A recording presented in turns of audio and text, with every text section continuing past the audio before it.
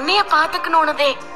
நீ ரா பகலுமா இங்க வர பேஷண்ட்ஸுங்களை பாத்துக்கிற, நீயும் கொஞ்சம் ஓய்வு எடுக்கணுங்கிறதுக்காகதே நான் இங்க வந்து சேர்ந்திருக்கேன். நீ என்னைய மட்டும் பாத்துக்கிறத பார்த்து ஸ்னேகா மத்த பேஷண்ட்ஸ பார்க்க வேற டாக்டரை போடுவாள்ல, அதுக்குதே இந்த டிராமா எல்லாம். டாக்டரே, நீ தூங்கு. ராத்திரியெல்லாம் தூங்காம டூட்டி பாத்துட்டு இருந்திருப்ப, இப்ப படுத்து தூங்கு. அதெல்லாம் ஒண்ணு வேணாம். நீ பேசாம தூங்கு, இல்லனா நான் ஸ்னேகாவை கூப்பிடுவேன். எதுக்கு இப்ப டோரை லாக் பண்ற? அப்பதே யாருக்கும் உன் மேல சந்தேகம் வராது. படு டாக்டரே. எனக்கா கல்யாணம் ஆகி முறையா கோவிலுக்கு வந்திருக்கீங்க. உன் கையால காயத்ரி பூ வாங்கி கொடுப்போம்.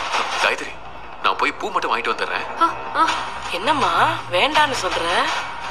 முதல் முறையா 2 பேரும் கோவிலுக்கு வந்திருக்கீங்க. சாமி சன்னிதானத்துல வச்சு உன் தலையில பூ வச்சு விட்டா கடவுள் கூடிய சீக்கிரமே உங்க 2 பேருக்கும் புத்திர பாக்கியத்தை கொடுப்பாங்க. இப்ப காயத்ரிக்கு பூ வாங்கிட்டு வா, நாங்க போய் சன்னதியில வெயிட் பண்றோம். சரிக்கா, போயிட்டு நான் போய் சன்னதியில வெயிட் பண்ணலாம்.